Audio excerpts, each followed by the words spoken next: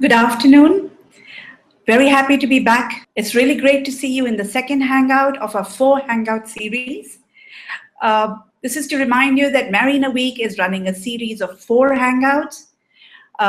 Last time, what we discussed was the disc model, where we explained to you that there are 4 disc styles, and I'm sure you've been able to spot what style is what's your own style and what's the style of your loved ones. Today, we're going to be talking about how to spot a personality style through behavioral cues. That means how a person speaks and how a person, quote unquote, doesn't speak. That's the nonverbal part of communication.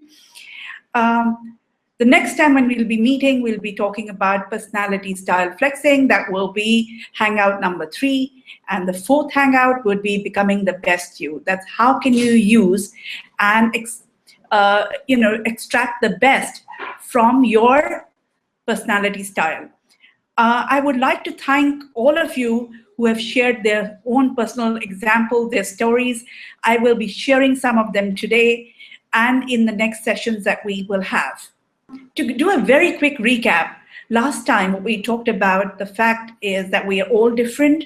We have 4 personality styles. Style number 1 is dominance. These are the people who are direct and decisive. These are the people who like control and command, very driven, a little brash, not very good with people in that sense. The second style was influence. These people are optimistic and outgoing. They're not as driven, but they're very good with people. They're inspiring. The third style is steadiness, which is the sympathetic and cooperative type of people. These are the people who are peaceful, who are very balanced, solid. The 4th style is compliance. These are the people who are compliant, they're correct, they work towards perfection. They could be a little pessimistic, and they're definitely perfectionists and could be a little nitpicky too. So we talked about these 4 styles. We also talked about trying to ascertain what is your style, as well as look at what is the style of your loved one. Now, today what we're going to be talking about is how do you spot somebody's style. This is how do you spot when you look at somebody, when you hear somebody. And once you understand this, it's actually pretty easy to understand a person's personality style, because it leaves a mark in just about everything the person does. So let's talk about the first style, which is dominance. These styles speak fast. They are abrupt. They come quickly to the point. So you will have a lot of these kind of questions. What's the point? They focus on the immediate goal. Everything else is pushed to the side. Do we have a goal here? If we don't, why are we talking? They use power as they communicate. So they will stand up. They might have the hands on the hips. So they use power. They use direct words. They're hitting statements. So they do not, as they say, mince their words. And you'll find people feel threatened in their presence. Everything they say is almost with finality, with force and with finality. If you look at their non-verbal gestures, you will find a lot of finger pointing, a lot of dominance, cues. For example, they'll put their hands on the table and lean over, right? When you look around and you see people, observe for these things. And if you observe for these things, I'm sure you will get it right. Now let's talk about the next style, which is influence. How do you spot somebody who is an I style? First and foremost, an absolutely animated face. They're smiling, their face seems lit up, their eyes are lit up, right? They'll use words like exciting, what if. So it's a very bubbly, exciting type of choice of words. They jump from topic to topic. So it's not 1, 2, 3, 4. It doesn't need to be leading up to a goal like we talked about with the D style. They talk concepts first, facts last. So if somebody talks only about concepts, about the big picture, you need to know person's an I style. Voice modulation, a lot of modulation in their voice. You can hear the excitement in their voice. A lot of hand gestures, excited hand gestures. They have a very informal style of communicating, all right? They're not very formal. They'll put a lot of stress on keywords. So when you see a person who is doing such things, what do you know? This person is an I style. Interestingly, if you look at their nonverbal, right, they will wear bright clothes, all right, a lot of hand gestures. So you can see the excitement. They seem to exude excitement. They're surrounded by people. Spot on. Now, when we talk about the third style, which is steadiness, how do you spot somebody who is an S style? The easiest way I find it by just looking at the aura that they create around them. That's of relaxation, right? They seem to form a connection with whomsoever they're talking to. It doesn't matter who the person is. So they're not looking at talking only to the popular person or to the person with power. They can talk to anybody, very relaxed. They engage in small talk. They ask you about their life, and then they'll listen carefully. What's more, they even remember what you said. So when you meet next time, if you told them that, you know what, my child is unwell and she had an operation, next time they'll ask you, how's she feeling right now? Then you know this is a steady person, steadiness. They will introduce things. They'll send you a birthday card. They're warm in communication. They don't threaten with words. They don't use power. So you won't have them wrangling the finger at you or standing over you. And they're really good listeners. When they listen, people feel that they're being heard. And the best thing is they do not talk further.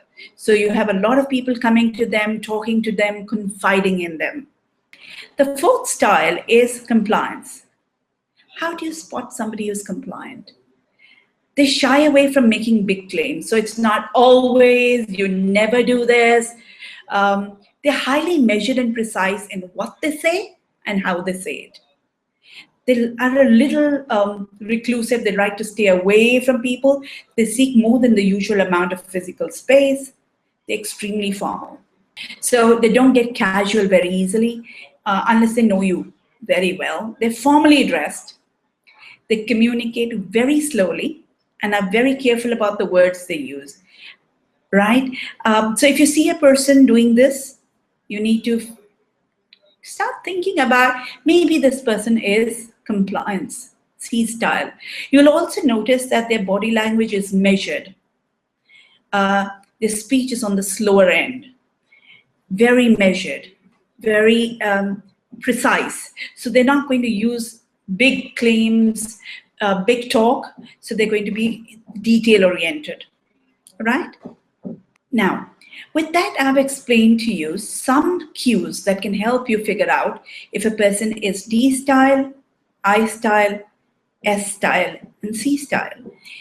It's very obvious, actually. In fact, one of the readers who wrote in talked about the fact that she discussed this with her child and just told the child that, you know, this kind of model, D-I-S-C, give two, you know, basically two adjectives each, and asked the child, 7 to 8 year old child, what style are you? The child was very prompt. She said, I'm an I style. I'm a fun person. The mother was quite shocked. So this is a very simple model. It's not very complicated. You can understand it and you can start applying it. The story still goes on. She then asked her child, what style is your brother? Now, this young boy, her brother, was about 2 to 3 years old. She says, he definitely is the D style. D style? The mother asks, how are you so sure? She says, don't you see? He wants the keys in his hand. He's the one who controls the keys. He is the one who, when we go for a movie, takes the tickets and holds it in his hand. He loves control. So then she went ahead and asked, what style is your dad? And the child very nicely said, my dad is a peace style. That's steadiness. And then she asked, what style am I? And the child says, you are a C style. So we have all styles in a family, right? And we have lots and lots of examples that have come in where people have shared how they noticed these differences and how they reconciled it with a little understanding, with a little empathy, and of course, lots of love. I'd like to share a couple of them if you do not mind, because we really love to hear your stories, and I'm sure you will also enjoy them.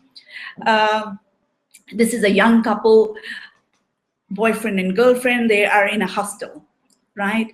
And of course, in hostels, everybody shares each other's, scooters and bikes. So every time they had to go out, they would find that the scooter had no petrol. Now, this resulted in a very, very, sad scene, because then you had to go borrow or basically request a friend to get a little petrol from his or her scooter. Then the boyfriend would basically suck the petrol out using a tube, put a little bit in a bottle, then put it in the bike, and then they would go. Now, he obviously was an S style because he was okay with it. He didn't have a problem, though I don't know how having petrol in your mouth could be pleasant, but he didn't complain. But his girlfriend had a big problem with it. So she kept on saying, you are not standing up for your rights. You're not telling off your friends. They're taking advantage of you, etc., etc., etc. So they kept talking about it, and with a lot of discussion and understanding each other's goals. So what the lady wanted was that when I go out, I should not have to stand in the heat and in the sun till we can go. What the gentleman wanted was very simple. What he wanted was that he should be able to maintain his friends and not take, not get into conflict with them. So they found a very nice solution. When I heard it, I thought it was a great example. They went and bought a small jerry can. They filled it up with 1 liter petrol and kept it with themselves. And that was the solution to the massive conflict that was happening between them.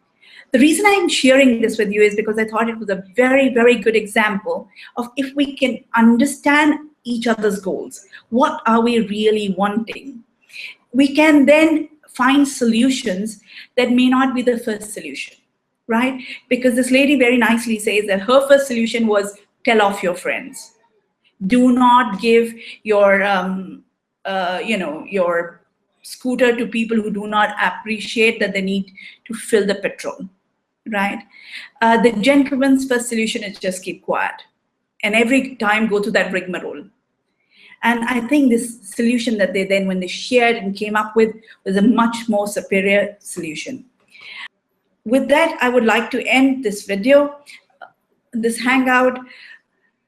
Please do like our video and share it with your friends. And just reminding you once again that we are going to have 4 hangouts: the DISC model, how to spot a personality style. The 3rd hangout will be personality style flexing. And the 4th will be becoming the best you. See you again in the 3rd hangout. Do like our video, do share it with your friends, and please do keep writing in with your stories, because that adds so much to us. Thank you very much.